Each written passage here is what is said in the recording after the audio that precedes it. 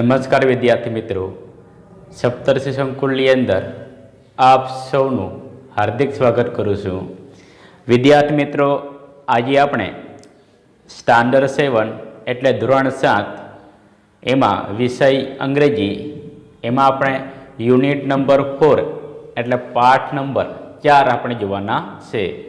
તો આજે વિદ્યાર્થી મિત્રો યુનિટ નંબર 4ની આપણે શરૂઆત કરીશું.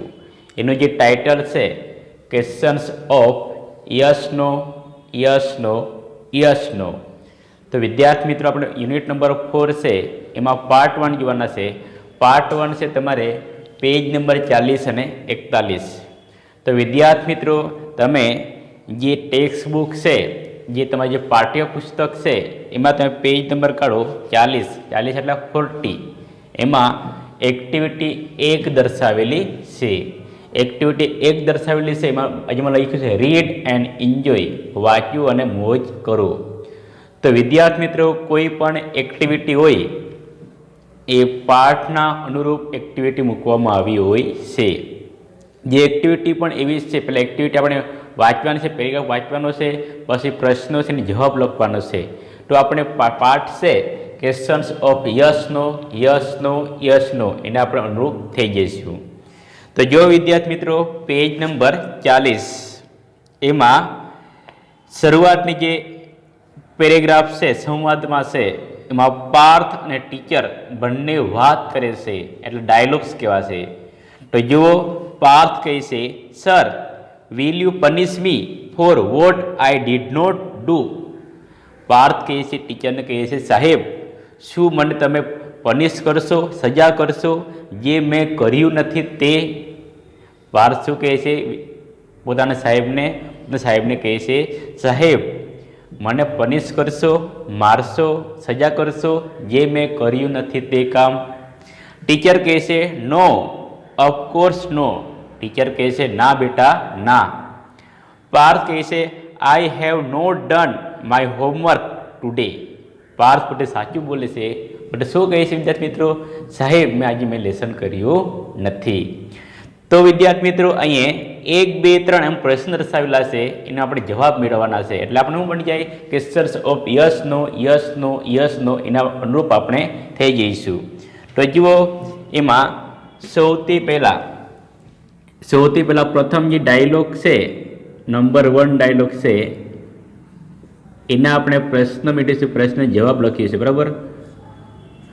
જો did Parth do his homework. શું પાર્થે હોમવર્ક કર્યું હતું, ના કર્યું હતું, શું આવશે no. No Parth did not his homework. ના, પાર્થે પોતાનું હોમવર્ક કર્યું ન હતું. પછી પ્રશ્ન 2 છે, વિદ્યાર્થી મિત્ર વાંચ્યો અને સમજો. Will the teacher punish the Parth. શું ટીચરે પાર્થને પનિશ કર્યો, સજા કરી? ના. શું આવશે નો.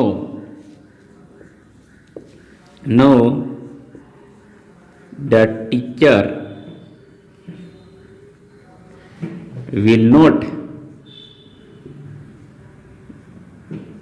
will not punish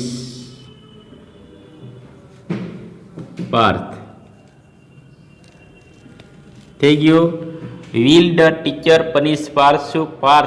શું ટીચર પાર્થને સજા કરશે? ના.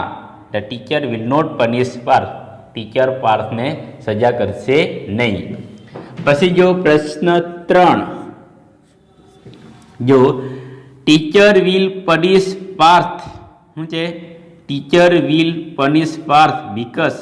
શું છે? ટીચર પાર્થને પનિશ કરશે બીકોઝ, કારણ કે. શું આવશે?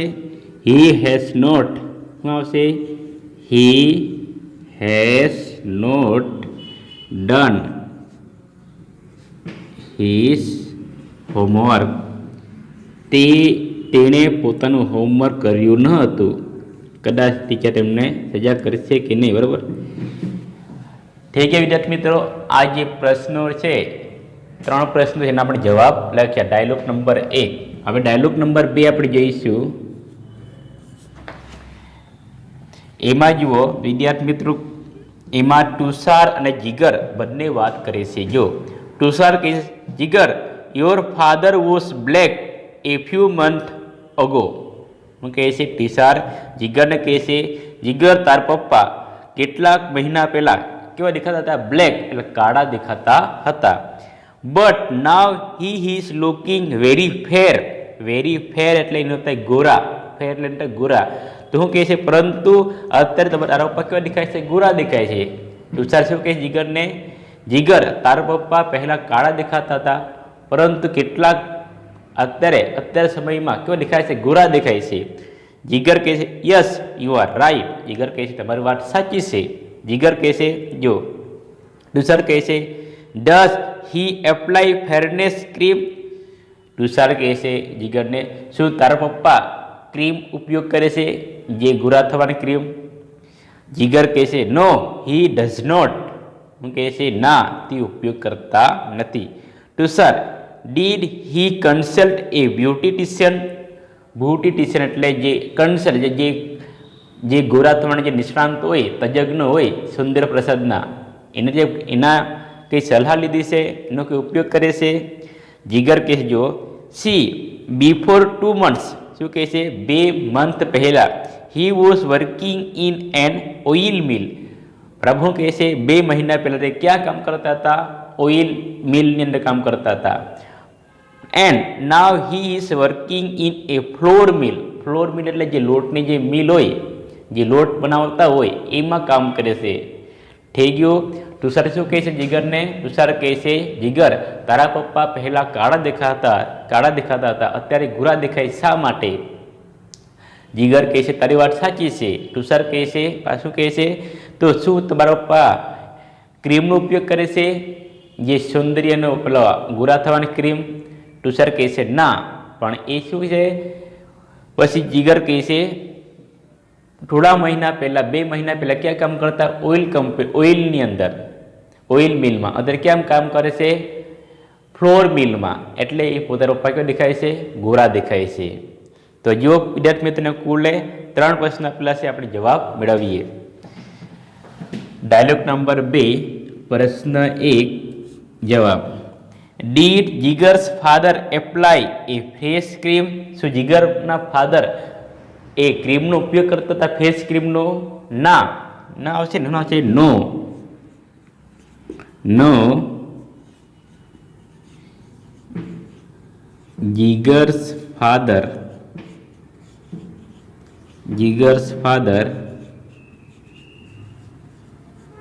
did not apply a face cream. ના, જીગરના ફાધર ફેસ ક્રીમનો ઉપયોગ કરતા નહોતા. પછી જો પ્રશ્ન 2, did Jigar's father consult a beautician. જીગરના ફાધર જે સૌંદર્ય તજજ્ઞના બરાબર ની સલાહ લીધી હતી? શું આવે? ના. નો Jigar's father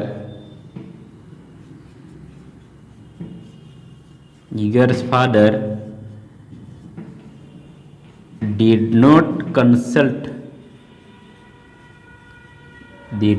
consult a beautician.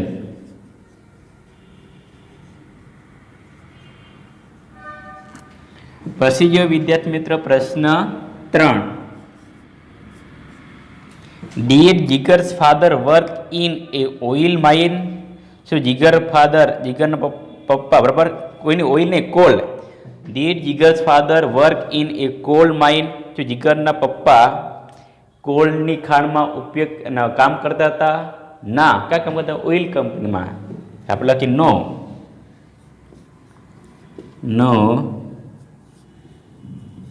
Jigar's father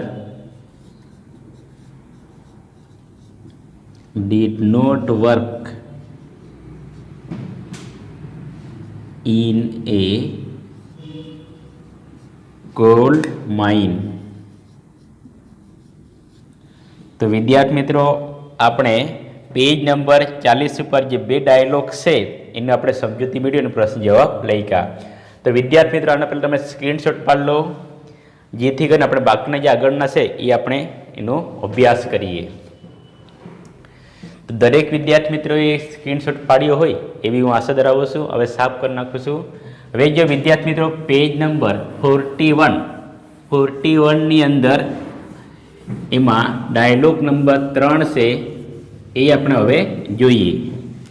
એમાં છે ટીચર અને ચિંટુ બંનેની વાત છે.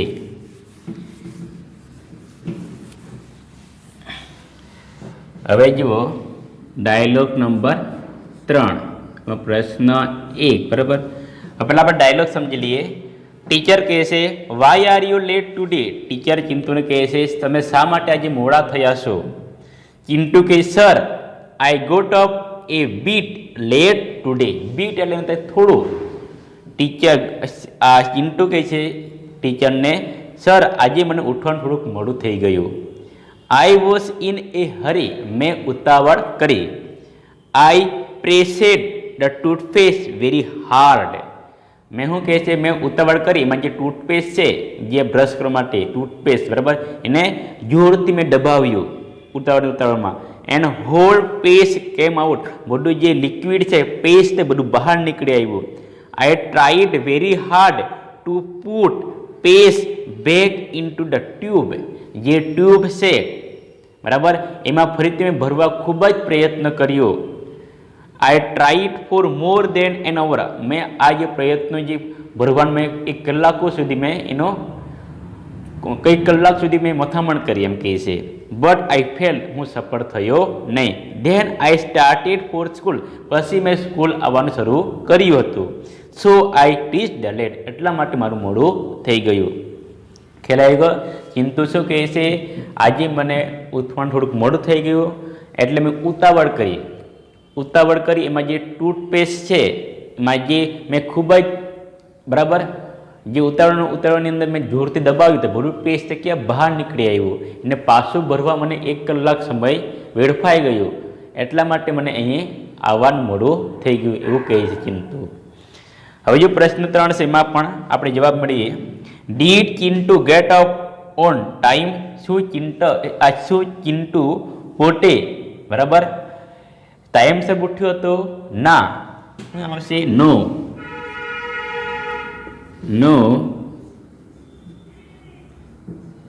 Chintu did not get up time.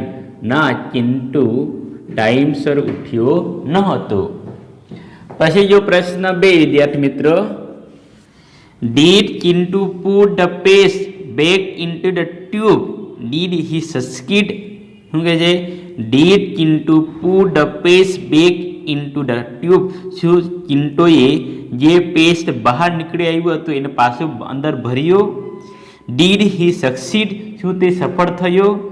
શું આવશે વિદ્યાર્થી મિત્રો આપણે લખીએ યસ બરાબર. Chintu put the paste back into the tube. હા ચિંટુએ જે પેસ્ટ બહાર નીકળી આવ્યું હતું એના અંદર ભરવાનો પ્રયત્ન કર્યો પણ because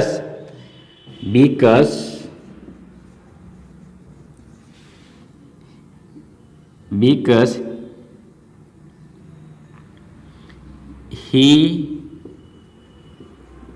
did not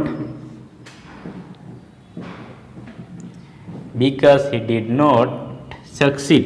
પરંતુ તે પોતે સફળ થયો નહીં. થઈ ગયું વિદ્યાર્થી મિત્રો.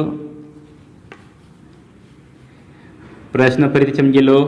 Did Chintu put the paste back into the tube? Did he succeed? શું ચિંતુએ ફરીથી ભરવાનો પ્રયત્ન કર્યો તેમાં સક્સીડ થયો. હા ફરીથી ભરવાનો પ્રયત્ન કર્યો પણ તેમાં સક્સીડ થયો નહીં. એટલે શું આવશે yes Chintu put the paste back into the tube because બરાબર હી ડીડ નોટ સક્સીડ, પણ એ પોતે સફળ થયો નહીં. પ્રશ્ન 3 જો, did Chintu reach the school on time? શું ચિંટુ સ્કૂલે સમયસર પહોંચી ગયો? ના, મોડું થઈ ગયું. લખીએ આપણે યસ, નો. શું આવશે? નો, Chintu did not reach the school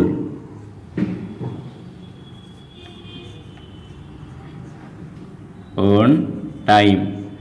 ના, ચિંટુ સ્કૂલે સમયસર પહોંચ્યો ન હતો. આ આપણે જે વિદ્યાર્થી મિત્રો ડાયલોગ નંબર 3. હવે આપણે જે વિદ્યાર્થી મિત્રો એના પછી છે 4 નંબર ડાયલોગ જોઈએ. એમાં જુઓ, મોલ્લા સિરાજ બંને વાત કરે છે, બંને મિત્રો છે. હવે જો એમાં આપણે જોઈએ, Fatima Bibi wanted to get rid of an old cat. Old cat એટલે વૃદ્ધ બિલાડી. ફાતિમા બીબી છે એ તેમની જે બિલાડી છે એનાથી પોતે છુટકારો મેળવવા માગતી હતી. રીડ એટલે છુટકારો મેળવવા માગતી હતી. C asked Har husband Mulla Nasruddin to take the cat to a nearby forest and leave her there. એટલે એ જે ફાતિમા બીબી છે એમના જે હસબન્ડ છે, એમના જે પતિ છે મુલ્લા નસરુદ્દીનને, એને કહે છે જે બાજુનો જે જંગલ છે એમાં તું એમને છોડી આવ. કોને? જે કેટ છે એ. આફ્ટર એ ફ્યુ ડે, થોડા દિવસ પછી, Mulla was narrating this incident to his friend Sirajuddin. Narrating એટલે જણાવ્યું, ઇન્સિડન્ટ એટલે પ્રસંગ. થોડા દિવસ પછી મુલ્લા નસરુદ્દીન બરાબર પોતાના મિત્ર છે સિરાજુદ્દીનને, એને પોતાના જે ઇન્સિડન્ટ, જે પ્રસંગ બન્યો એને પોતાના મિત્રને જણાવે છે. એમાં કઈ ઘટના બની હતી તે જુઓ. હવે મુલ્લા કહે છે, I put the cat into a basket. મેં બિલાડીને ક્યાં મૂકી હતી? ટોપલીમાં. Walk through unknown street reach the forest. Unknown અજાણ્યા. મેં બિલાડીને ટોપલીમાં મૂકીને બરાબર બિલાડીને ખબર ન પડે એવી બીજી જગ્યાએ તું ક્યાં પહોંચાડી? મેં જંગલમાં પહોંચાડી, જંગલમાં લઈ ગયો. I took many trails turning round and round reach a dense grove. શું કહે છે? ટ્રેલ્સ એટલે પગદંડી. પગ જે પગે ચાલીને રસ્તે જતું હોય બરાબર, એવો રસ્તો પગદંડી. મેં એવી પગદંડી પસંદ કરી બરાબર, એમાં રાઉન્ડ ફરીને બરાબર, પછી ગાઢ ઉપર બરાબર, કોઈ ઉતરતી આવતી, કોઈ ચડતી આવતી, એવી જ જગ્યાથી એને બરાબર લઈને ક્યાં પહોંચ્યો? જંગલમાં. Then I open the basket. જ્યારે મેં બાસ્કેટ ખોલી, the cat jumped out. Cat પોતે કૂદીને નીચે આવી ગઈ. સિરાજ કહે છે, so finally you got rid of the cat did Fatima. Thank you. એમનો મિત્ર કહે છે, શું બરાબર જે બિલાડી છે એ બિલાડી તમને છુટકારો મળી ગયો? શું તમારી જે બીબી છે, તમારી જે વાઈફ છે બરાબર, એમને તમને આભાર વ્યક્ત કર્યો? મુલ્લા કહે છે, no Fatima thank the cat. ના, ફાતિમા બીબી છે જે મારી પત્ની છે એ મને આભાર વ્યક્ત કર્યો નહીં, પણ કોને આભાર વ્યક્ત કર્યો? બિલાડીને. મુલ્લા કહે છે, no Fatima thank the cat. Mulla કહે છે, ના, ફાતિમા છે જે મારી વાઈફ છે એ કેટને આભાર વ્યક્ત કર્યો, મને આભાર વ્યક્ત કર્યો નહીં. સિરાજ કહે છે, વાય સો? કેમ? મુલ્લા કહે છે, આઈ કેમ બેક. હું પાછું ઘેરે આવ્યો. Because of the cat. બિલાડીને કારણે પાછું ઘેરે આવ્યો. શા માટે? આઈ ફોલોવડ હર. હું બિલાડીને બરાબર એને અનુસરીને હું ઘરે આવ્યો. હું રસ્તો ભૂલી ગયો હતો, પણ બિલાડી રસ્તો ભૂલી ન હતી બરાબર, તો બિલાડીને પાછળ ઘેરે હું આવ્યો, એમ જણાવે છે. ખ્યાલ આવ્યો? શું છે? ફાતિમા બીબી છે એ બિલાડીને છુટકારો મેળવવા માગતી હતી, તો પોતાના પતિને શું કહે છે કે આ જે બિલાડી છે એ શું છે? નજીકનો જંગલ છે ત્યાં છોડી આવો.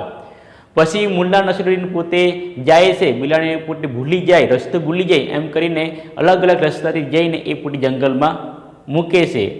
તો એ બિલાડી કૂદીને એ નીચે આવે છે. પછી મુલ્લા નસરુદ્દીન પોતે રસ્તો ભૂલી જાય છે, બિલાડી પોતે રસ્તો બતાવતી પાછી ચાલી ગયેલી આવે છે, ઘેર આવે છે. એટલે ફાતિમા બીબી એ કોને આભાર વ્યક્ત કરે છે? બિલાડીને.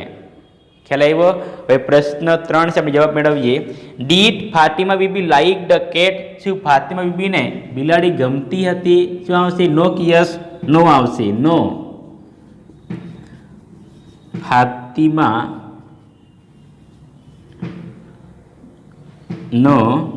Fatima BB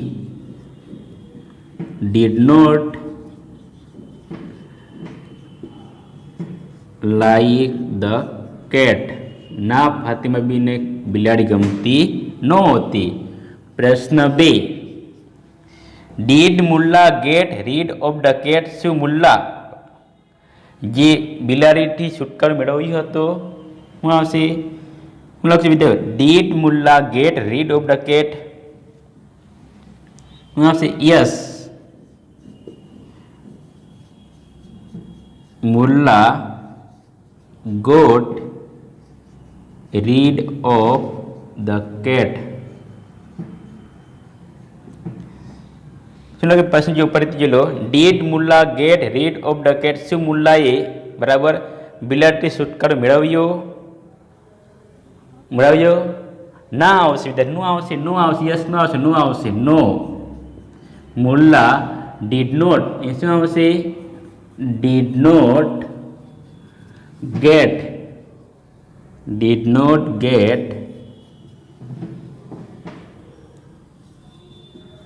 read of the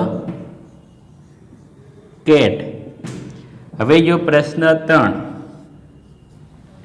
did Mulla forget the way to his home?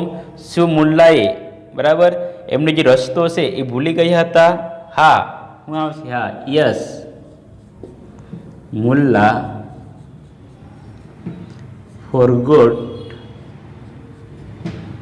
the way